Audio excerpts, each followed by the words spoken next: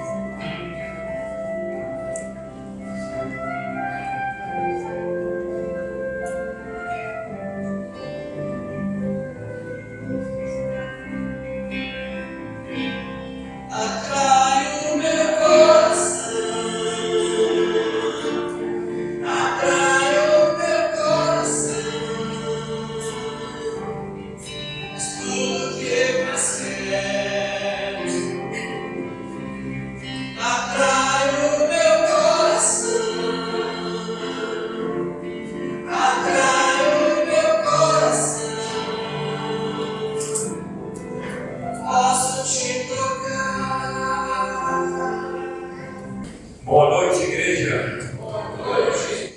Graças a Deus que a Igreja Batista Regular Shalom está completando 33 anos de organização. Até aqui, o Senhor tem nos ajudado diante do desafio, das lutas, e nós queremos agradecer o Senhor fazendo uma oração e convocando a igreja, todos aqueles que podem, fiquem em pé, por gentileza. Vamos agora fazer uma oração ao nosso Deus. Em seguida, nós vamos cantar o hino do HL, os Corinthians. Sejam todos bem-vindos à casa do Senhor. Vamos adorar o nosso Deus em espírito e em verdade, e também uma oração nesse momento. Santo Deus e eterno Pai, nós queremos te agradecer por mais um aniversário de organização da Igreja Batista Regular Shalom. São 33 anos de organização e desde o começo, ainda quando congregação, ali no Morro da Liberdade, esse trabalho que certamente passou por muitos percalços, muita dificuldade, mas o Senhor permitiu que permanecesse até hoje, agora aqui no bairro da Raiz. E agradecemos a todos os pastores, todos os irmãos, aqueles que já estão na glória com o Senhor, e começaram esse trabalho, os fundadores e aqueles irmãos que ainda permanecem de pé, se servindo, meu Deus, aqui. Queremos agradecer a todos os irmãos das igrejas e congregações que hoje estão conosco, nos abrilhantando com suas presenças. E rogamos, meu Deus, também nesta noite, pelo preletor da tua santa palavra e pelo desenrolar da programação. Toda honra, toda glória seja dada ao Senhor. É a nossa oração, em nome de Jesus. Amém. Amém. Ainda em pé, vamos adorar o Senhor cantando este hino, Vos Prostrai. Vamos adorar o Senhor cantando esse grande.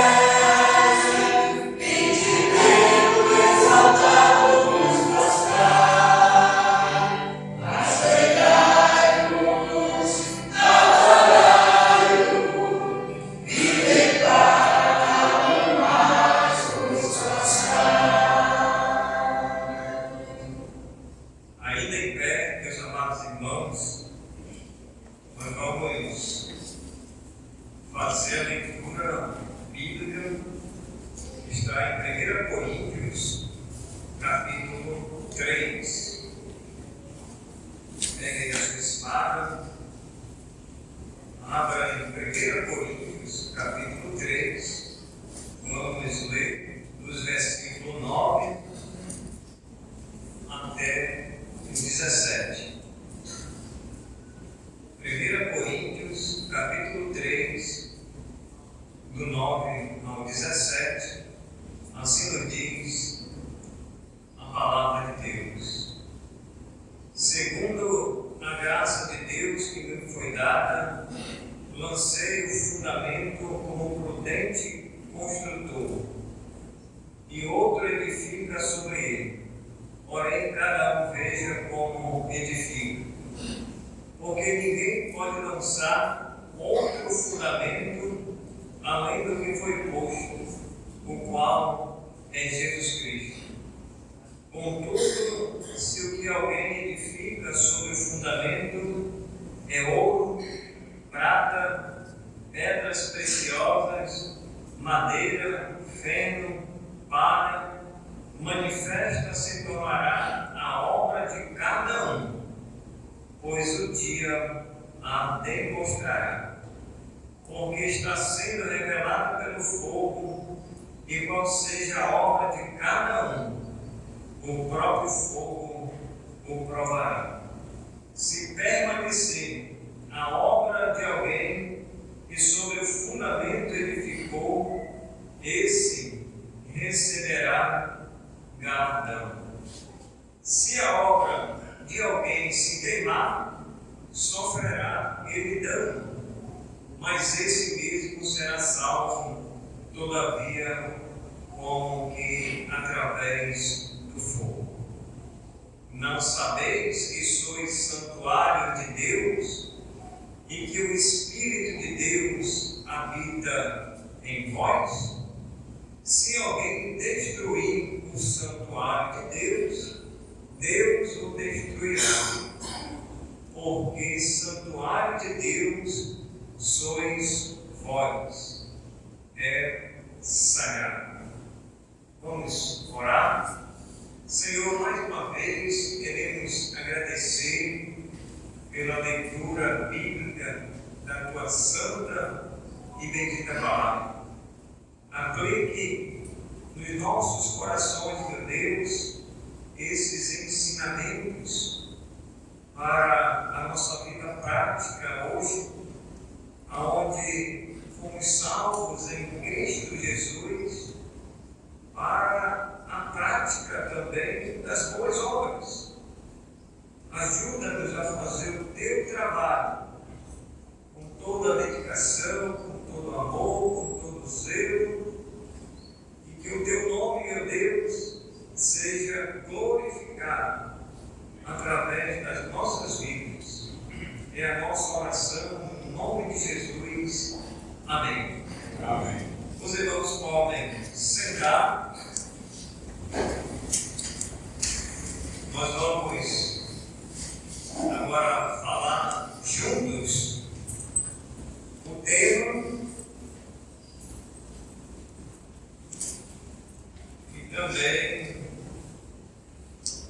seria a divisa, né?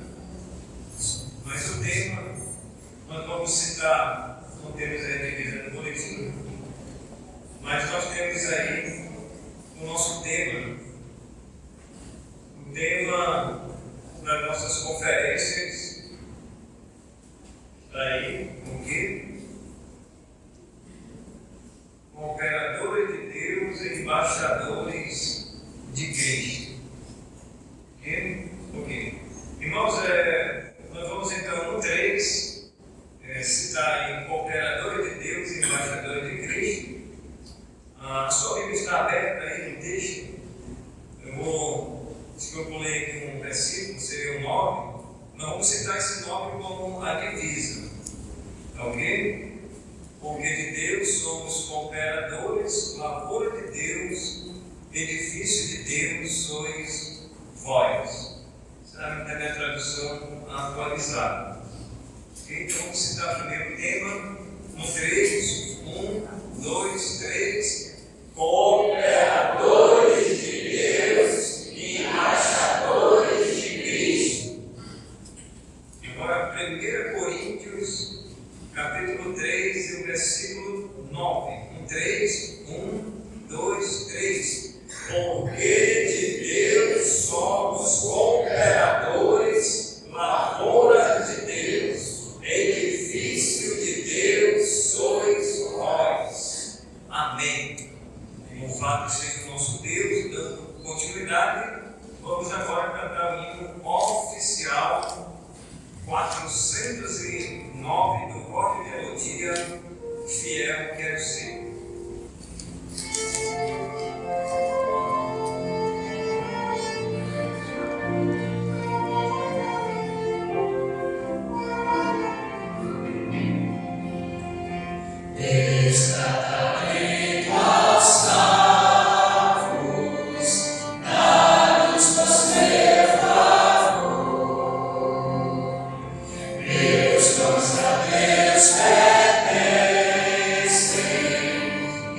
Estamos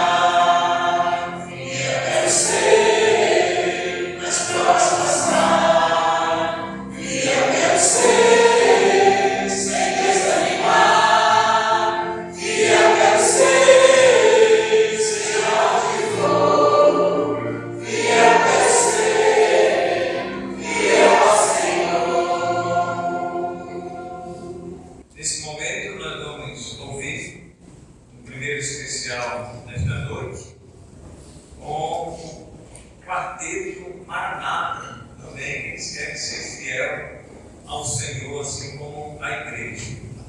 Então, o quarteto vai ser o quinteto. É o quinteto que o irmão Francisco vai. Boa noite, irmãos. Boa noite. Prazer estar de volta nesta casa.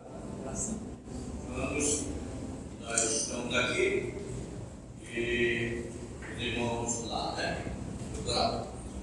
Graças a Deus, por esse pecado que nós temos entre nós. Foi com o Maranata nesse focado, não vamos bem. Na hora, alguns componentes não puderam estar presentes. E nós formamos então um quarteto e aqui formamos um quinteto. Amém, irmão Francisco?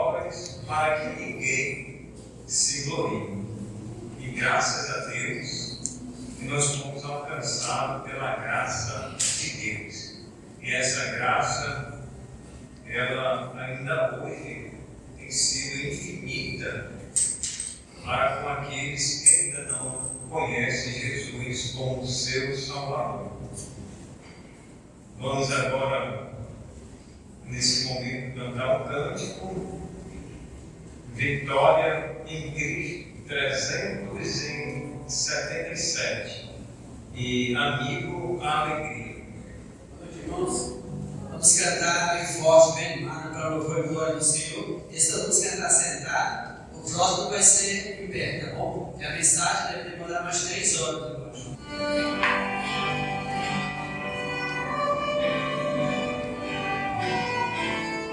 Enfim.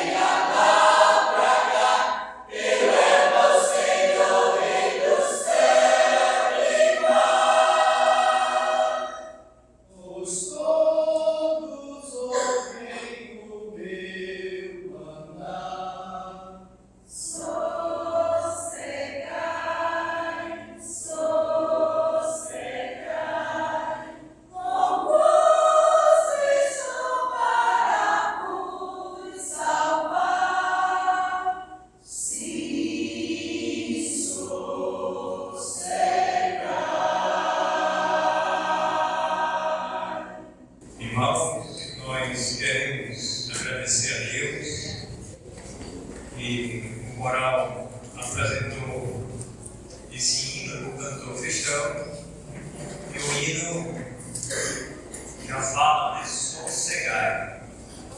Então agora nós vamos sossegar o preletor pastor Sidney Alexandre.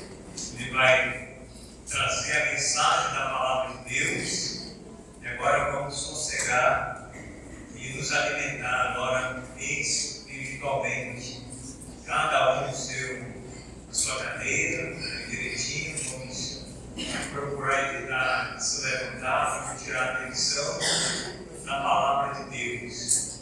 O pastor Sidney Alexandre, atualmente ele está na Igreja Batista Regular da Graça.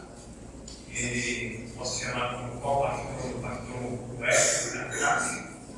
Ele vai se apresentar melhor, está aqui com a sua família e também sobre as obras. Isso, uma palavra para o pastor. Deus abençoe. Boa noite, meus irmãos. Boa noite. Eu sou Sidney Alexandre, eu estou servindo na Igreja da Graça atualmente, eu estou servindo na Igreja da Graça.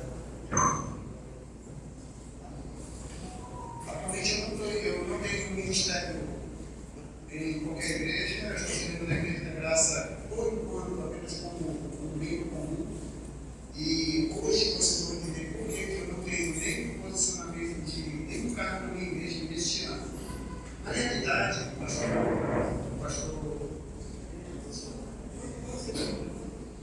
verdade, o pastor Paulo, o texto bíblico que os irmãos escolheram é um texto bíblico que me assombra já há alguns anos.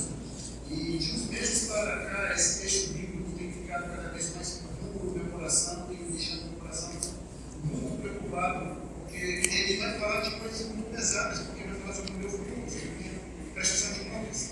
Se você prestar atenção, esse texto que nós acabamos de ler, nesse capítulo 3, ele é um texto que vai até mesmo nos questionar o que nós estamos fazendo na igreja, o que nós estamos fazendo na nossa vida, que contribuição nós estamos fazendo para o reino de Deus.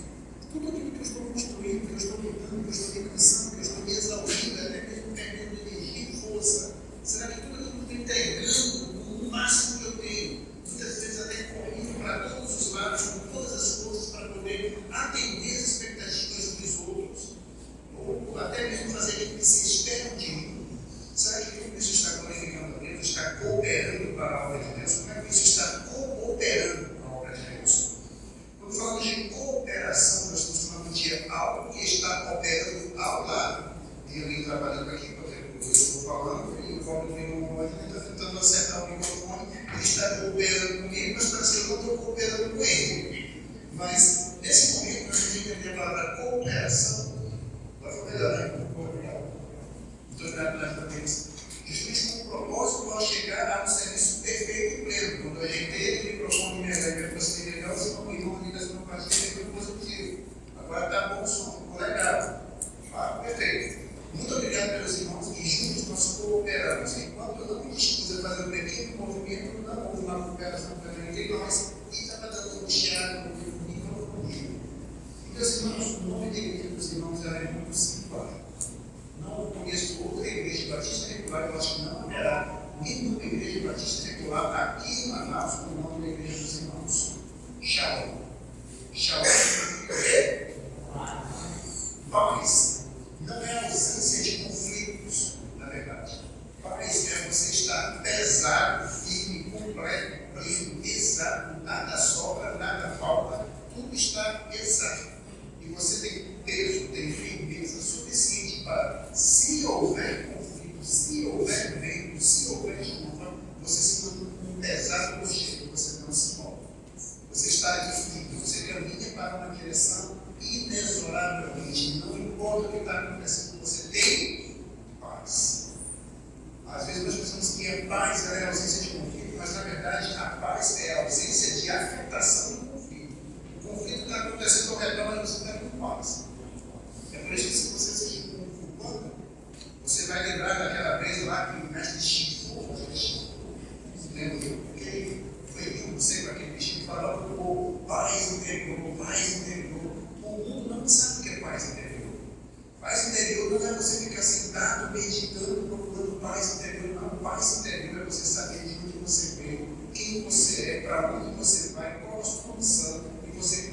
lado do teu firme o seu caminho. É como dizia antigamente aquele cartaz da Segunda Guerra Mundial, que não chegou a ser publicado, mas eu falo recentemente, keep carry on, algo mais ou menos assim, mantenha calma e siga adiante. Keep calm, carry on. Mantenha calma e siga adiante. Essa é a ideia de você ter paz. Como Jesus Cristo disse, deixe-vos a paz, a minha paz do estou. E depois ele vai dizer, eu vim para que tenham vida e aqui ninguém abundancia. É justamente porque ele quer que você viva uma vida de liberdade, ele não quer que você viva uma vida oprimida. Não é interesse de Deus. A última coisa que Deus quer é que você surte, que você fique sem conhecimento, que você perca até mesmo a sanidade, então perca a paz, perca a alegria de trabalhar, porque por algum motivo você está angustiado com expectativas de outros. Não, você tem que ser cooperador de quem? De Deus. Nós vamos ver no texto, mas vive o nosso tempo, cooperador de Deus. E cooperador de Deus tem que saber o que Deus quer. Qual é o plano de Deus? Você não tem como operar se você não souber qual é o plano da outra pessoa. Eu só pude, usando aqui a rápida lição que eu peguei com os irmãos, ajeitar aqui o microfone, porque eu sabia que o irmão Roger queria. Eu sabia que o irmão segundo ali atrás estava querendo fazer. Eu sabia que eles queriam ajeitar o microfone e eu vi que eu poderia dar uma ajudinha aqui. Então, quando nós tínhamos essa ideia de que eu queria, quando queria, nós trabalhamos juntos e em sinergia alcançamos a perfeita cooperação. Se você não sabe qual é o projeto de Deus, é impossível você cooperar com Deus. Não é possível. Você vai conseguir outras formas de trabalho, mas você não vai ter paz, você não vai ter firmeza, você não vai ter alegria no seu trabalho. E tem um ditado que nós falamos que está na Bíblia, mas com outros versículos. Vocês sabiam aquele ditado de boas intenções? Sabia que esse ditado está na Bíblia, de boas intenções do inferno está cheio? Está lá em Provérbios, quando ele diz: a caminho que é o homem parece ser bom, mas o seu final é caminho de morte. De boas intenções do inferno está cheio.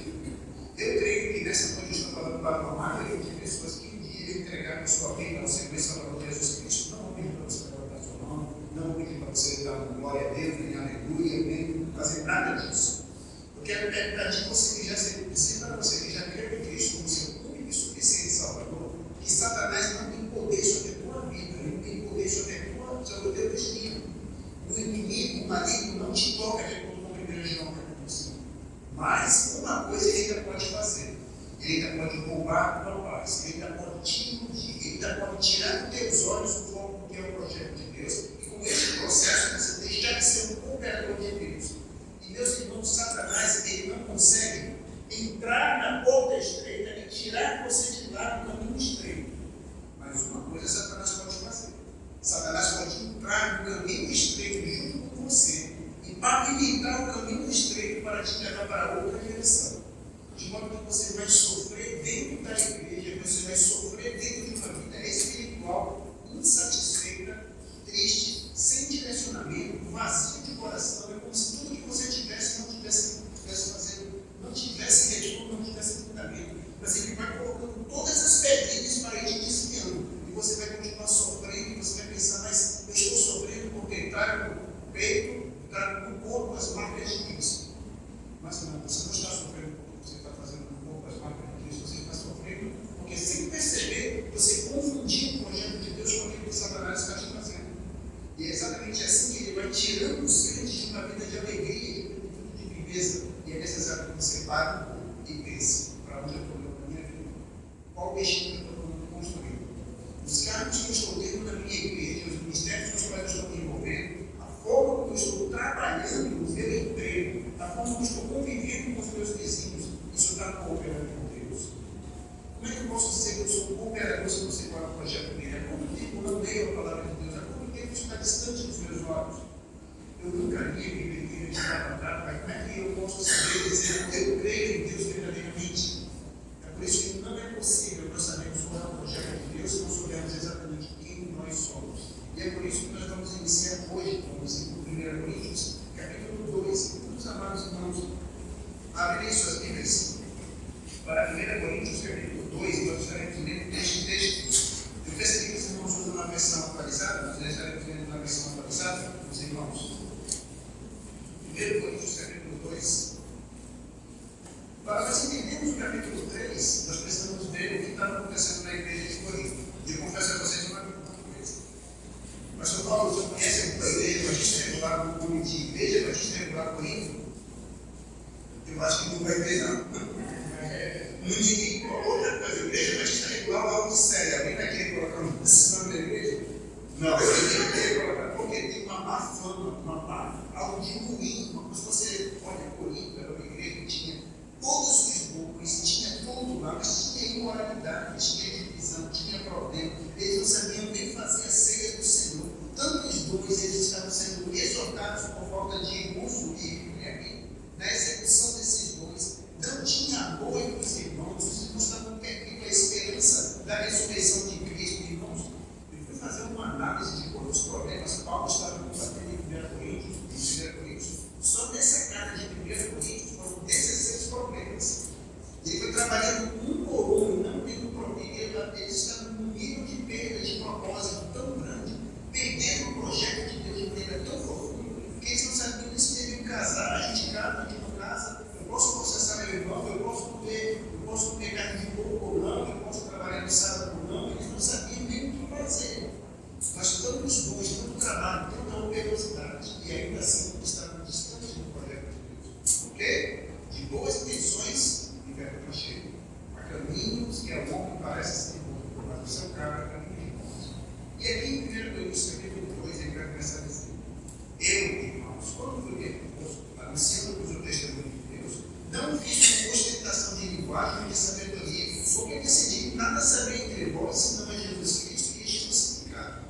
E foi em fraqueza, temor e grande tremor que eu estive entre vós. A minha palavra e a minha pregação não consistiam em linguagem persuasiva de sabedoria, mas em demonstração do Espírito e de poder, para que a vossa fé não se apoiasse em sabedoria humana, e sim no poder de Deus. Entretanto, deixando sabedoria entre os experimentados, não porém a sabedoria deste século, nem dos poderosos desta época, que se reduzem a nada, mas falamos a sabedoria de Deus em mistério, outrora oculta, a qual Deus preordenou desde a eternidade para a nossa glória. Versículo 8. Sabedoria essa que nenhum dos poderosos deste século conheceu, porque se tivesse conhecido, jamais teriam crucificado o Senhor da glória.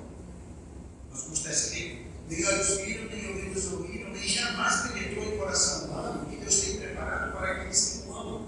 Mas Deus não revelou pelo Espírito, porque o Espírito a todas as coisas prescruta, até mesmo as profundezas de Deus. Porque qual dos homens sabe as coisas do homem, senão o seu próprio Espírito que lhe está? Assim também as coisas de Deus, ninguém as conhece, senão o Espírito de Deus.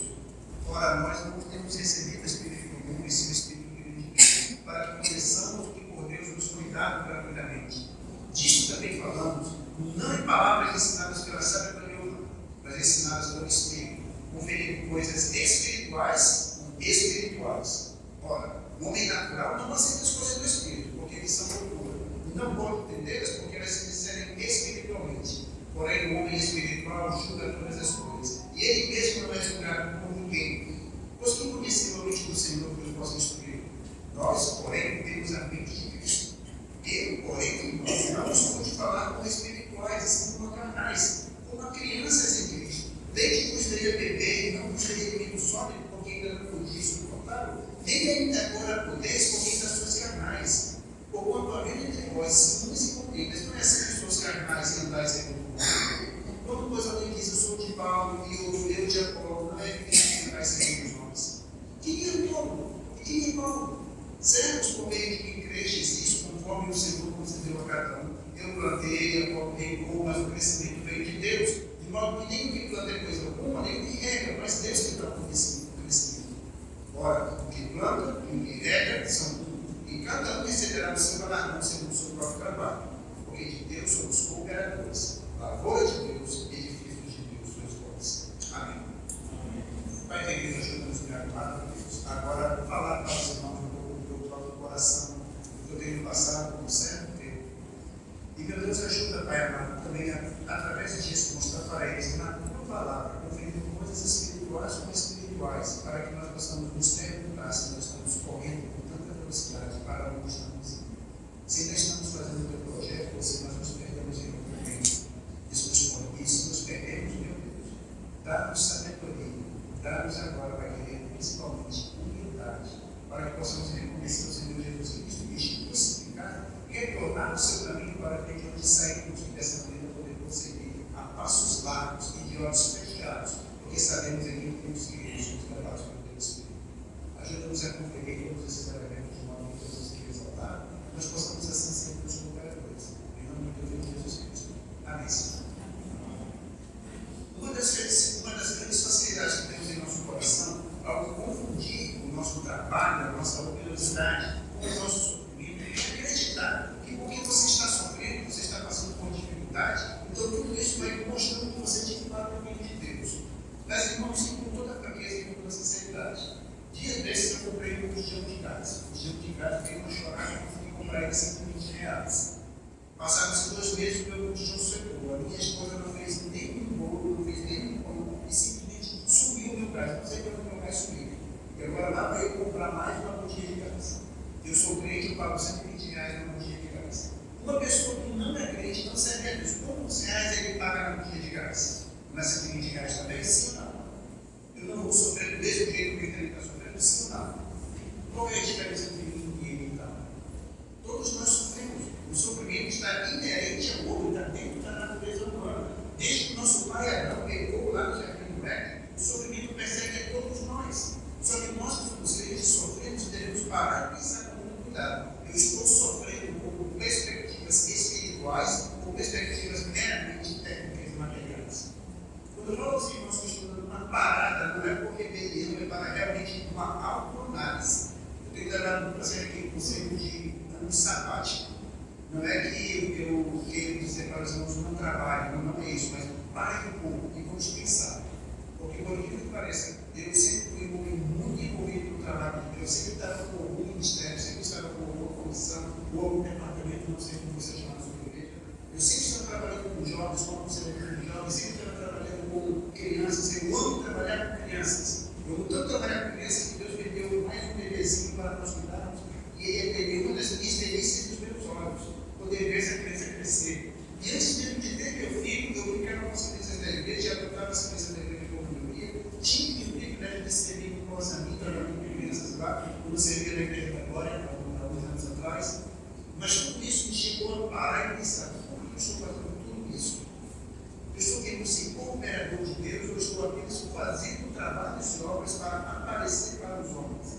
E quando eu digo aparecer para os homens, se você me conhece, talvez. Porque você vive em algum lugar, mas eu não sou uma pessoa de aparecer, não sou uma pessoa de ir para pessoas, para a cidade, eu sou muito, na minha casa, sou muito caseiro. Mas quando eu falo aparecer para os homens, tem várias maneiras de você se aparecer para os homens.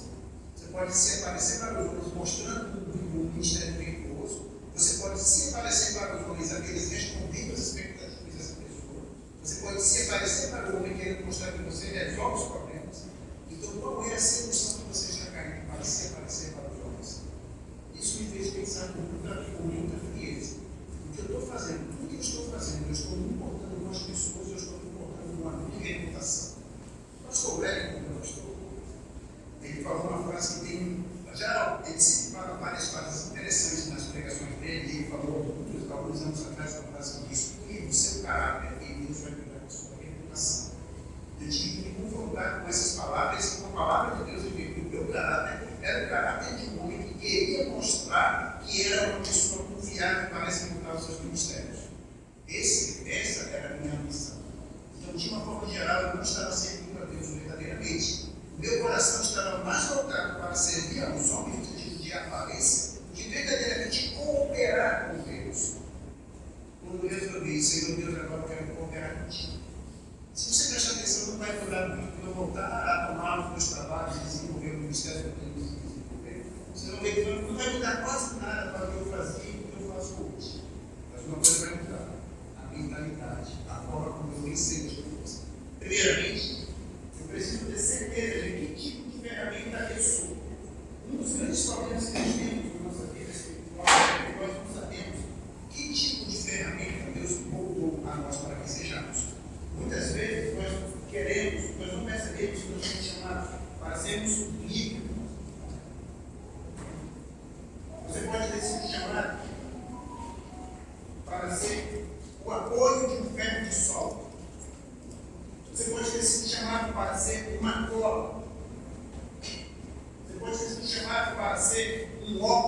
proteção. Você pode ter sido chamado para ser um líder, perdão. Você pode ter sido chamado para ser uma vedação de moça, debaixo de vedação de moça. Muitas vezes nós não sabemos para que Deus nos chamou. Qual é o meu propósito na igreja? De uma forma direta eu perguntando de você, qual é o seu dom? Qual é o seu trabalho? Nós sabemos que nós temos dons espirituais, o Espírito Santo deu dons a todos nós. Qual é o teu dom? Como o teu dom está construindo espiritualmente a vida das pessoas? Espiritualmente. Eu me lembrei dessa pergunta quando eu servia na igreja da Graça, na área de multimídia, eu trabalhava com carros, coisas. Eu parei para pensar como é que isso está construindo espiritualmente a minha vida. Eu percebi que quando você começa a trabalhar de maneira material, você tem uma tendência grande já, e os resultados espirituais que você traz são os resultados que Deus espera. E na verdade não é. As coisas espirituais são espirituais. Vamos voltar lá para o capítulo 1, capítulo 2, rapidamente. Vamos pegar aqui a partir do versículo número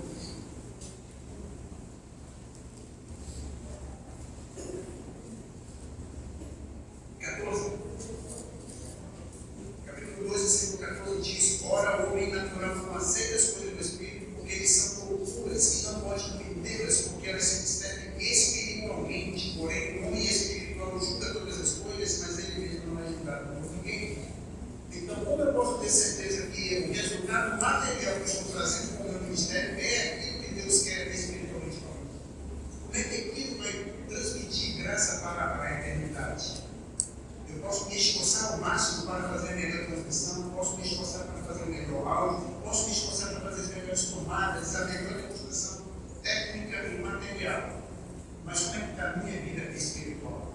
Isso não afeta apenas a minha vida espiritual, meu desempenho na igreja, mas afeta principalmente lá no meu trabalho. Que tipo eu sou no meu trabalho? Eu sou o embaixador de Cristo, que é a palavra que nós devemos trabalhar amanhã. As pessoas que trabalham comigo, quando olham para mim e dizem: esse aí é crente, esse aí é filho de Deus, esse aí verdadeiramente é filho de Deus. As pessoas têm essa referência de mim, as pessoas olham para mim como se eu fosse uma pessoa qualquer, não prestaria em mim diferença alguma. Como eu sou visto, como eu sou reconhecido no meu trabalho? Como eu posso dizer que eu sou cooperador de valores espirituais se as pessoas não conseguem enxergar em mim mudança espiritual, não conseguem enxergar em mim valor espiritual? Eu sou uma pessoa simplesmente inócua, transparente. Tanto faz eu estar ali como não estaria. Eu não mudo a percepção de ninguém, não mudo a percepção de ninguém. Ninguém consegue enxergar Deus por mim. Semana passada nós tivemos um tema muito interessante para a nossa igreja, que falava sobre o testemunho. Era na nossa relação de Simões. E eu fiquei muito feliz com o que foi dito, porque ele foi dito o seguinte: que o testemunho, algumas pessoas sustentavam a ideia de que o testemunho é um método do evangelismo. Mas não, o testemunho não é um método do evangelismo. Testemunhar é a validação da sua pregação.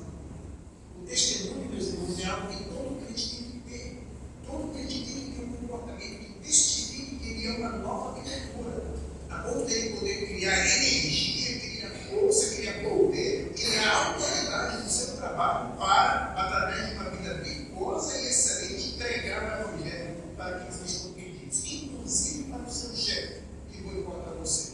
Inclusive para o seu colega que fala mal de você. Inclusive para as pessoas que querem puxar o seu tapete. Inclusive para pessoas que fazem questão de colocar rótulos malignos em você.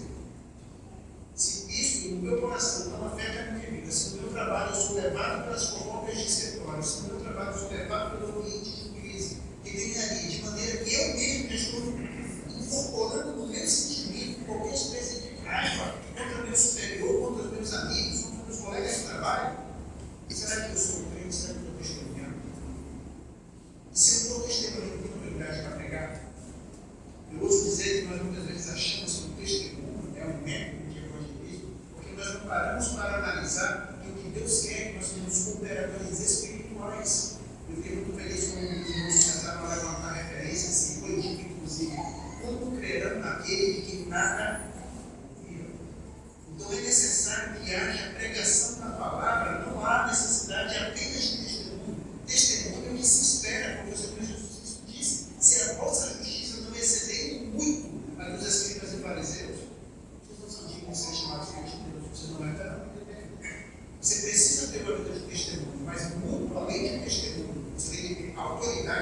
falar do Evangelho no seu trabalho.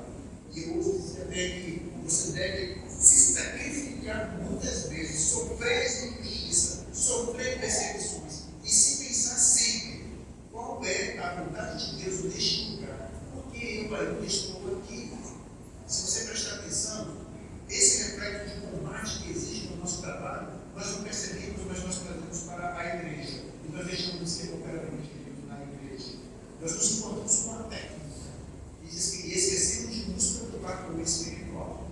Eu acho muito bonita a palavra técnica, porque a palavra técnica, assim como a palavra tecnologia, todas essas duas palavras, elas vêm de uma mesma palavra grega que significa filho.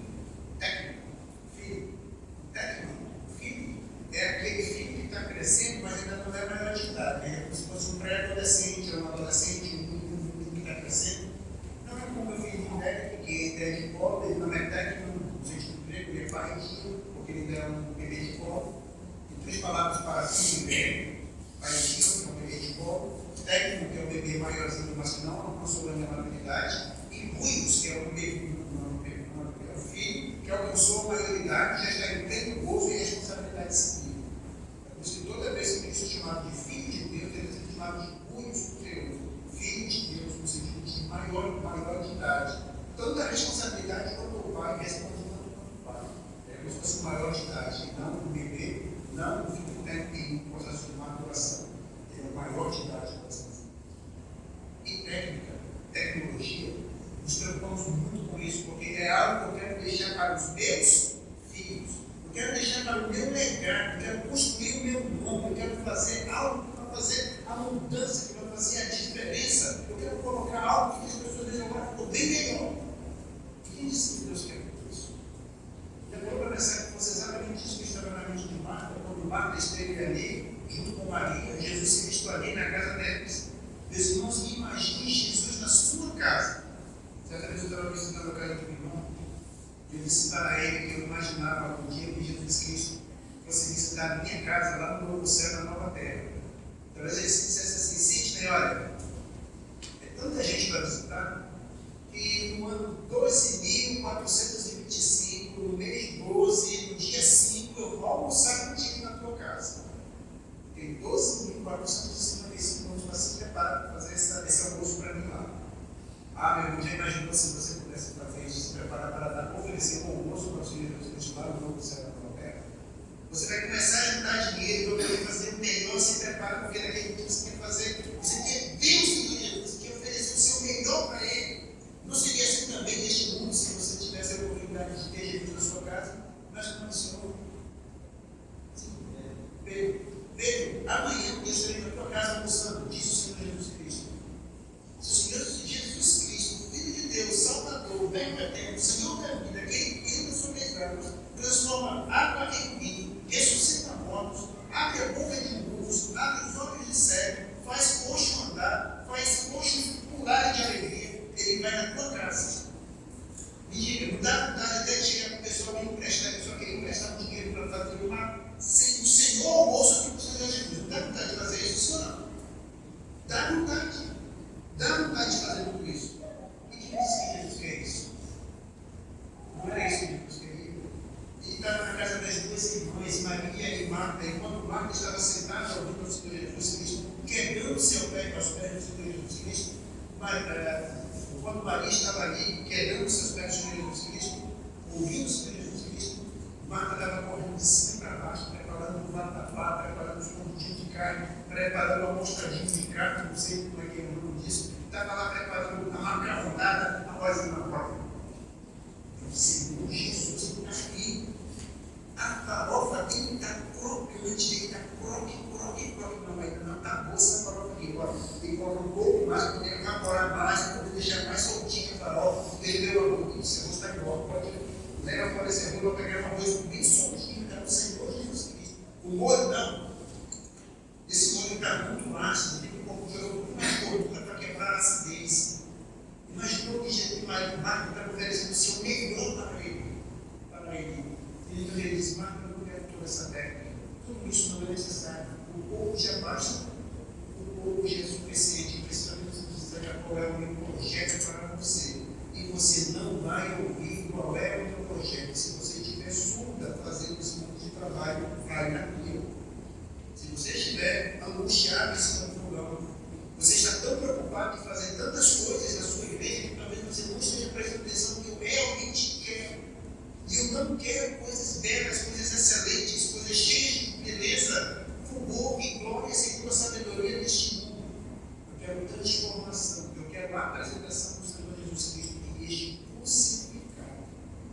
Enquanto você não prestar atenção, e na verdade, quando você trabalha fazendo essa prova tão soltinha, tão crocante, tão com esses pedacinhos de bacon, tão saboroso, ainda com toda a tua vontade, você está sofrendo tanto, que tu até mesmo chega comigo e diz: Senhor, tu não se te dá que tu estejas aí, e a minha irmã lá, eu esteja aqui trabalhando, e Maria esteja sentada nos teus pés e não faz nada. Manda na minha, Senhor, porque tu trabalha agora aqui. Irmãos, eu peço que você preste atenção se o mesmo não acontece conosco nas nossas igrejas. Se o mesmo não acontece conosco no nosso trabalho, se o mesmo não acontece conosco no nosso lar. Senhor, eu estou trabalhando tanto com esse meu irmão, é um incompetente, é um irresponsável, era para trazer refrigerante, Senhor. Ele trouxe fresh limão só para reparar. Como uma pessoa pode dizer que já gosta de traz fresh limão? No mínimo, olha, para Deus é o melhor. Sim ou não, meus irmãos? Então tem que ser o quê? Ele falou, vou falar Coca-Cola. Nós nos preocupamos pensando que isso aqui é suficiente. Não, meus irmãos, não é Coca-Cola, não é Pepsi, não é o Fresh, não é o Teté Limão, não é o que aqueles guaraná.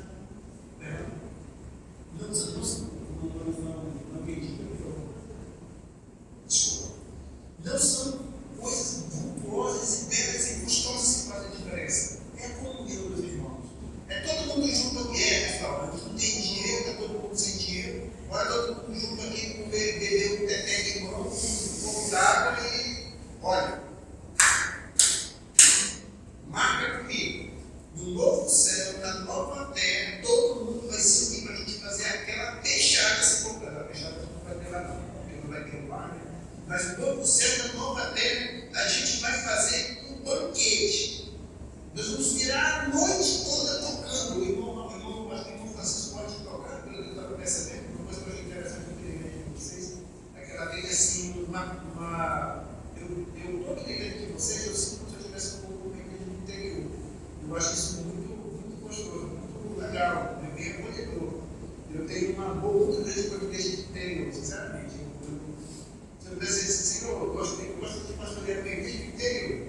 Mas não disse que estou aqui falando, né? É de mano, então, ele sabe que ele vai me mandar, tá certo? Mas, irmãos, nós nos preocupamos em oferecer Coca-Cola e nos perguntamos, Senhor, eu metia a mão no bolso, puxei e tirei tanto dinheiro para comprar tudo isso. E o meu irmão, ele trouxe só essas coisas, esse valor, esse sentido. Nós nos perguntamos se Deus quer que nós sejamos da sua obra uma marreta, se Deus quer que nós sejamos um grampo para que nós possamos perder as peças. Se Ele quer que nós sejamos talvez até vezes um martelo para pregar e tirar esse material. Quem é você na obra de Deus? Não olhe para o que o Senhor está fazendo. Qual é o seu trabalho? Qual é o seu ministério? Qual é o seu lugar na igreja? Você precisa saber, porque quando eu falo qual é o seu lugar na igreja, eu não estou perguntando apenas qual ministério você está tocando materialmente. Coisas espirituais são coisas espirituais. Quem conheceu a mente do Senhor? É necessário que o Espírito Santo esteja em nossos olhos para que possamos ter a mente de Cristo e saber exatamente o que Ele quer que nós façamos.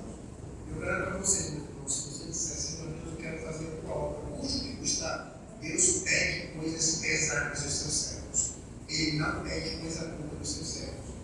Uma vida com graça, uma graça inacessível, uma graça inefável, exige um trabalho inefável por parte do Senhor diz também.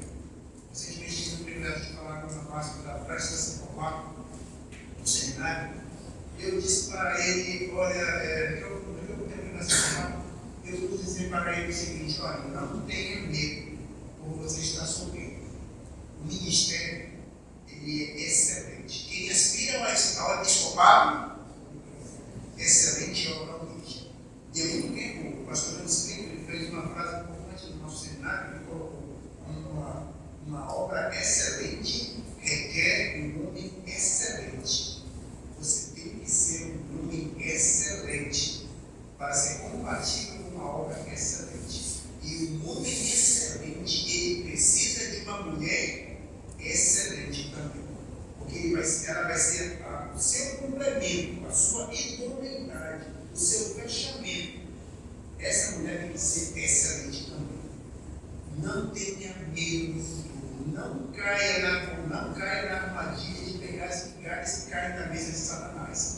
também não seja um mendigo no mercado que você tinha um coração quebrado, querendo uma comiseração, ser reconhecido por alguém. Não faça isso.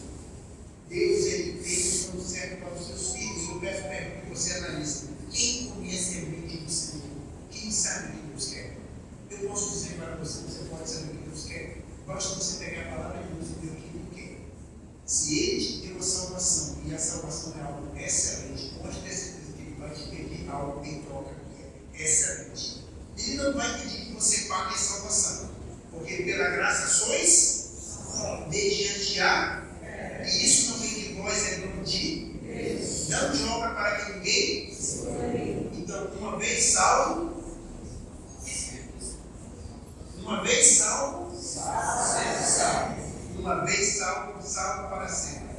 Tive o privilégio de alguns anos atrás pegar uma conferência no interior e o tema era Salvo pela Graça. E eu pedi licença dos irmãos e completei uma segunda frase. Salvo pela graça, vivo com graça. Se você foi salvo pela graça, você deve viver com graça. É por isso que eu achei muito belo, os irmãos estarem todos de gravata, estarem com esse chapéu, eu acho que é chapéu o nome desse negócio que as irmãs colocam nos cursos. Esse broche, irmãos, Deus gracioso, Ele quer, Ele precisa, Ele exige um homem gracioso para falar das suas palavras. O mensageiro de um Deus gracioso precisa ser gracioso nas suas atitudes. Portanto, deixe muito claro: graça não é só favor e merecer. Graça é serviço, graça é alegria, graça é gratidão, graça é sacrifício, graça é elegância, graça é beleza, graça é serviço, graça é equilíbrio, graça é força controlada, graça é aquilo que você oferece de melhor para o próximo. Eu não posso dizer que eu fui tocado pela graça de Deus se as minhas boas não refletem quem eu sou, se as minhas atitudes do meu trabalho não refletem quem eu sou. Eu acho que você deve entender as implicações que eu estou falando para você. Se aproximando ao final, o irmão Francisco Segundo está super também, eu preparei uma pregação para 3 horas, eu não poderia falar para vocês. Mas, irmãos, uma vida com graça, ela exige que nós não raramente paguemos o preço da graça.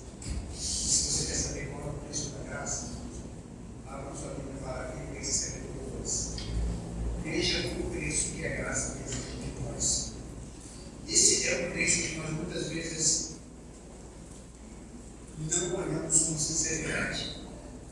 Eu já vi certa vez algumas pessoas pegando esse texto apenas para, por assim dizer, fazer aquela pregação para exortar os outros de maneira dura, né? Como dizia quando eu era criança, aquela pregação para dar no olho, né?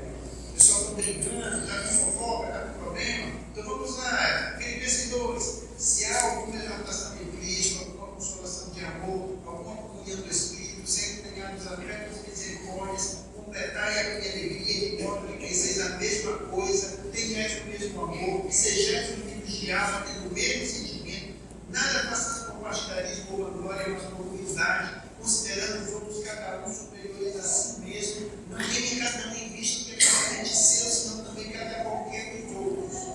E aonde paramos aqui no versículo 4. Só que, irmãos, o versículo 4, ele apenas encerra o que se espera do crente. Por que Deus espera isso de você? Observe a partir do versículo número 5. Ele espera isso de você. Tende em vós o mesmo sentimento que houve também em Cristo Jesus, pois eles que existem de forma de Deus não julgam com usurpação ser igual a Deus. Ele poderia ter as melhores ideias, mas ele abriu mão da técnica para fazer o espiritual. Ele é o Senhor dos senhores, ele é o Senhor dos senhores, o Rei dos reis, o Mestre dos mestres. Mas ele se esvaziou de maneira tal que é um enigma para a própria teologia desse texto. Versículo número 7.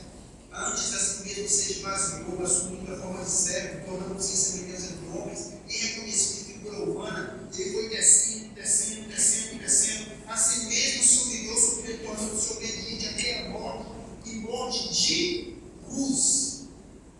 Você está morrendo a cruz de Cristo no seu trabalho?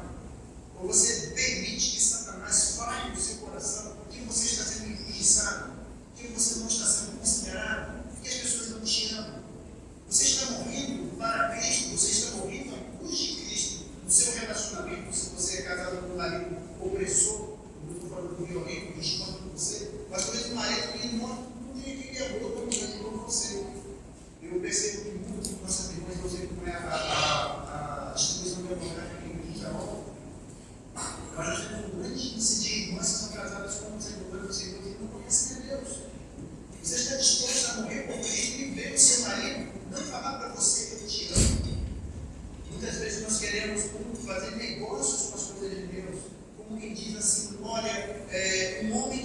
vem uma mulher, qualquer mulher se sentiria desejosa de ser submissa a esse homem.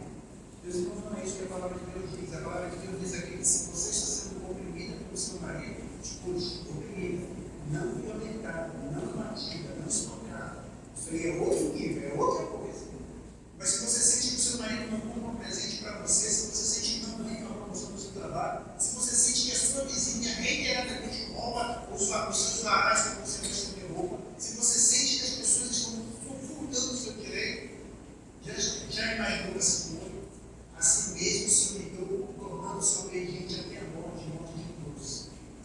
Que autoridade você depois vai ter que dizer para o seu marido: olha, eu não sou feliz com o que você está fazendo, mas eu espero em Deus. Eu sei que Deus leva em consideração comigo.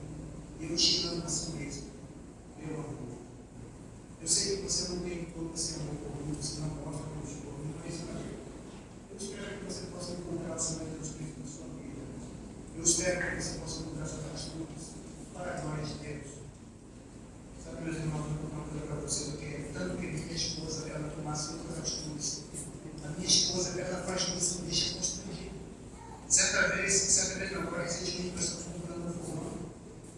E na compra desse fogão, a minha esposa disse: você vai trocar o registro, você vai trocar o gás. A minha esposa pergunta de mim, eu disse para ela assim: não, eu estou só trocando o fogão. Vamos trocar o fogão, vamos manter o registro de gás. Aí ela me disse assim: sabe, é que eu tenho medo desse registro de gás. Na minha cabeça, a técnica diz: meu registro de gás com fogão, não tem nada a ver, mas só porque eu estou comprando um fogão novo. No meu coração, eu até concluí dizendo: eu sei o que tu queres. Tu queres, na verdade, deixar. Tu queres um fogão novo, agora queres um registro de gás novo. É isso que tu queres. Mas ela me falou sem medo. E quando ela diz o medo dela, ela tem medo daquele registro, ela tem medo daquela situação. Irmãos, eu me sinto constrangido a trocar o registro de gás também. Embora a gente não seja aquilo que vai trazer um problema. Acredito que os problemas do nosso mundo não eram outros. Mas eu me senti constrangido pela forma como não só ela falou, mas como ela se comporta comigo. E isso me constrange. É como se eu dissesse assim: você acha que Cristo permitiria que a sua esposa deixasse, continuasse vivendo com esse gás que pode explodir aos olhos dela? Você acha que é isso que Cristo deixaria você fazer? Cristo não mudaria. Por que você não mudaria? É tão caro esse registro. Eu mesmo, no meu coração, me constranjo. E eu mesmo, no meu coração, digo: tudo bem, eu vou abrir mão, eu vou gastar R$70 comprar um registro, que eu acho que é R$70. Eu vou comprar um registro por R$70. Eu vou trabalhar quase um dia inteiro para comprar esse registro, porque é mais ou menos R$50 por dia, porque eu fico constrangido com o amor da minha esposa, da forma como ela se coloca para que possa fazer o trabalho. Isso me motiva a ser um homem que abre o coração, que abre a mão. Continuando, versículo 9, vai dizer: pelo que também Deus, Filipenses 2:9, pelo que também Deus o exaltou sobremaneira, Ele deu o nome que está acima de todo nome. E eu ouso dizer que essa exaltação em Cristo é uma faísca pergunta para minha esposa, porque ela vai ser exaltada no fato de eu comprar um registro novo para ela. Frutos e bênçãos que ela vai ganhar. Mas a questão que eu faço para mim mesmo é que eu estou sendo um cooperador de Deus com minhas atitudes. Eu estou olhando para o meu ministério, para o meu trabalho, apenas eu estou olhando para a pregação do Evangelho. As pessoas que me conhecem no meu trabalho me veem como pregador do Evangelho, ou é mais um murmurador, ou é mais uma pessoa que está fazendo o trabalho de Deus. Eu estou cooperando com Deus de maneira espiritual. Essas ferramentas, irmãos, elas estão um pouco enferrujadas, porque eu estou tentando encontrar uma forma mais inteligente de armazená-las. Mas essas ferramentas, elas se perdem com o tempo, se eu não as utilizar com frequência. Se eu não as limpar, se eu não as lubrificar, se eu não as preparar, eu vou perder essas ferramentas com o tempo. E vai chegar um momento onde até mesmo vai ficar feios. Se eu for mostrar esse martelo para vocês, esse martelo está muito feio. Esse martelo está feio e não está sendo bem cuidado. E como está a tua vida espiritual? Será que os meus dons estão sendo bem cuidados? Eu estou investindo meu tempo naquilo que verdadeiramente é o espiritual, é o plano de Deus. O meu ministério, o meu trabalho, a minha atuação na igreja está fazendo uma mudança espiritual na vida das pessoas na igreja. Ou estou apenas cumprindo uma tabela, estou apenas cumprindo um livro, estou apenas fazendo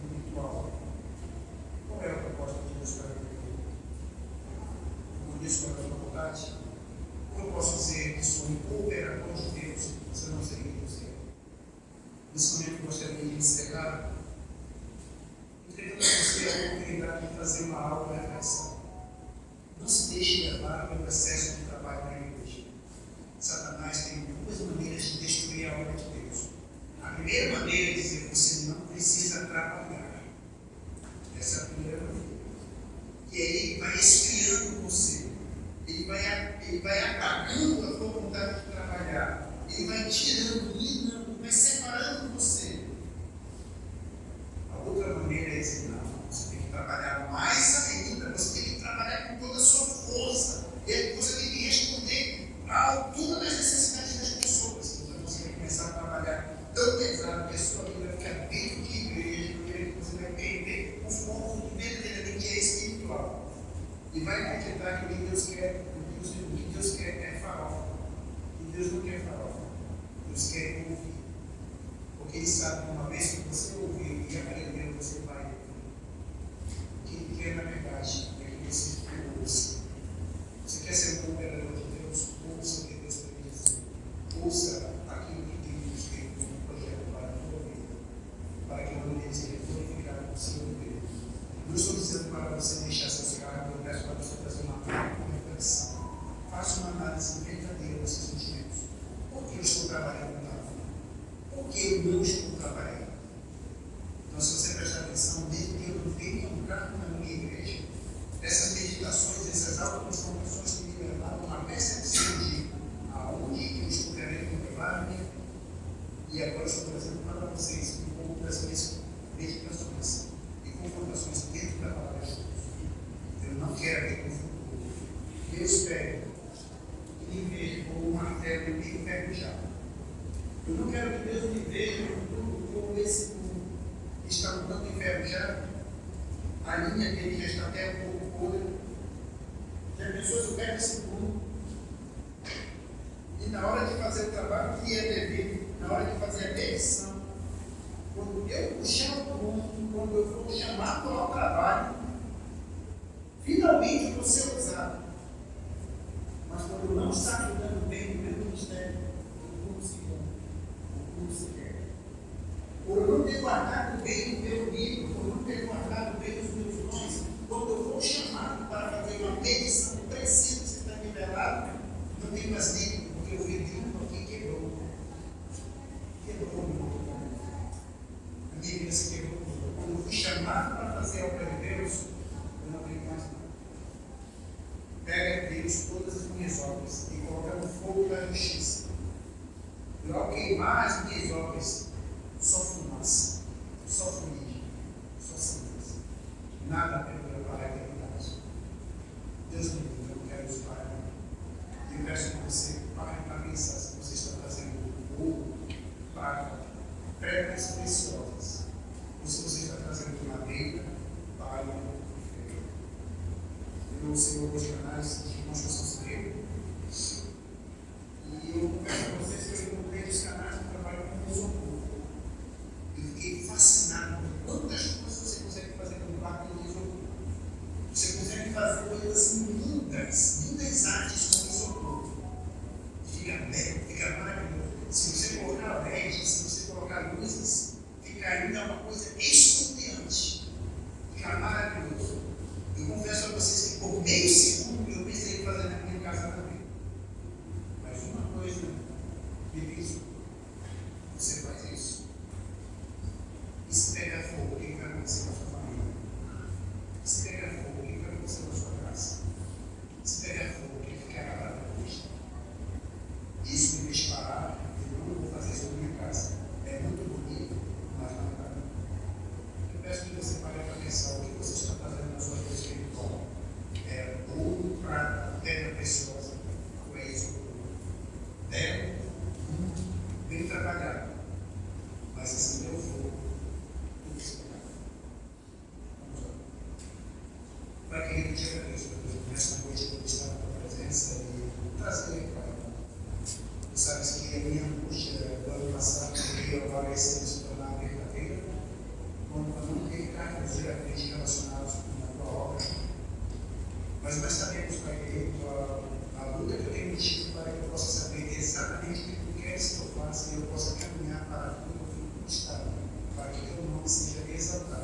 para que desta forma possa te glorificar com uma obra que repercute na eternidade e não se perca com a beleza, com a estética, com o estilo, com a técnica, com o material, mas que seja espiritual, para que possa ser semelhante com Jesus Cristo.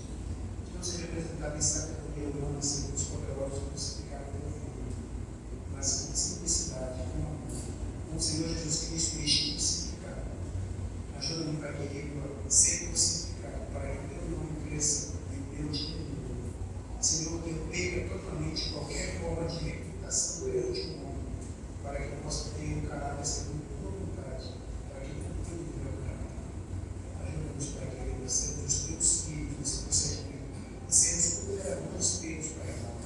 Mesmo que nós entendemos, com certeza, que os nossos irmãos que estão sendo explorados no seu trabalho, estão sendo preteridos no seu trabalho, estão sendo esquecidos das suas esposas, filhos esquecidos dos seus pais, talvez esposas esquecidas dos seus maridos, talvez pessoas que estão com o coração partido, rapazes que perderam a sua namorada, moças que perderam o seu namorado, pessoas que estão feridas e angustiadas com aquilo que esteja acontecendo nesse período. Te peço para que, neste momento, nós possamos nos lembrar que nós necessitamos de ti para saber qual é o teu projeto, para que saibamos que os nossos sofrimentos possuem uma finalidade espiritual, ou são meramente resultado de termos seguido um caminho dentro do caminho estreito, que não é quem sabe o que fez para nós. Te agradecemos no nome de Jesus Cristo. Amém. Irmãos, dando prosseguimento à nossa programação, ouvimos aí a mensagem da Palavra de Deus, primeira noite, cooperadores de Deus. De que forma você tem cooperado com a obra de Deus? Como você está fazendo a obra de Deus? Aonde você está investindo os recursos que Deus colocou em suas mãos? Só aqui na terra? Você está buscando aonde Mateus disse que nós devemos buscar as coisas lá no alto, né? Onde Cristo vive. É importante a gente pensar naquilo que o pregador nos questionou a respeito da nossa vida e usando essas ferramentas, né? Ele deixou exatamente uma e me chamou mais atenção aqui na frente, foi esse aqui. Um nível, né? Em que nível você está? Ou nós estamos, né? Que nível? Você já parou para pensar? Seu nível está lá embaixo ou está lá em cima? Ele está regular ou ele está irregular? Ele colocou aqui nessa mesa, isso, a mesa está no nível. Se você olhar, está no nível. Se ele mudar aqui, ó, está no nível. Então, irmãos, obrigado, pastor Sidney Alexandre, pela mensagem, ilustrativa até, muito interessante. Ele chama a atenção. Ele chama a atenção. Desde as crianças até os adultos, eles podem ser cooperadores de Deus. Não importa a idade, seu cabelo pode estar branco, pode estar pintado, mas você pode fazer a obra de Deus. Vamos cantar, irmãos, alegremente.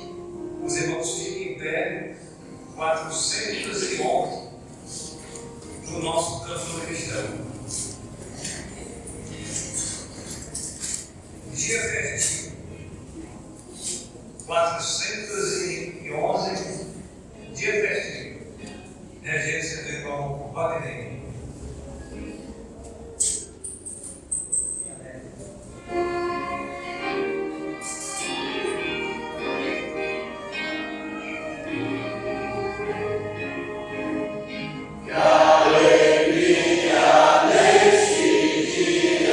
Nós estamos a gozar.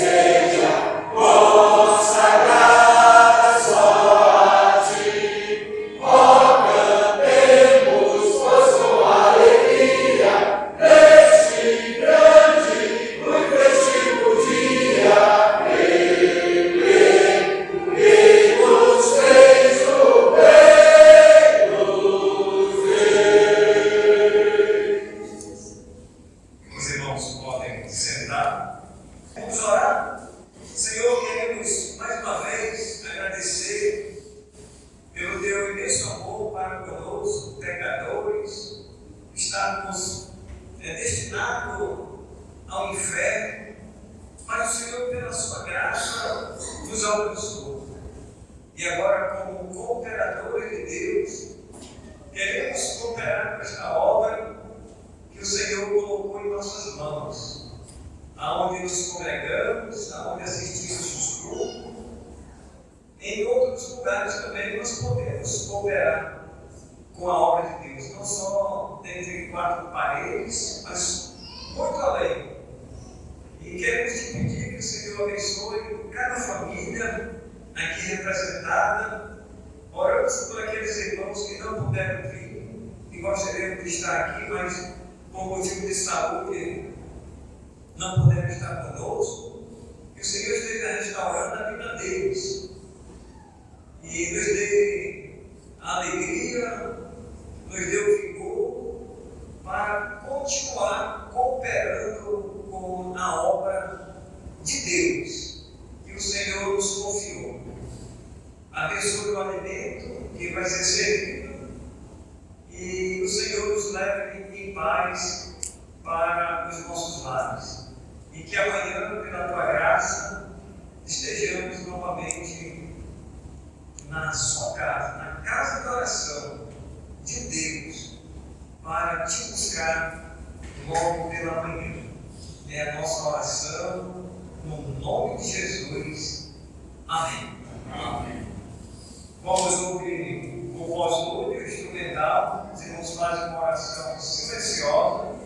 Eu vou chegar à porta com o pastor Sidney Alexandre para cumprimentá-los. E os irmãos fazem a oração silenciosa.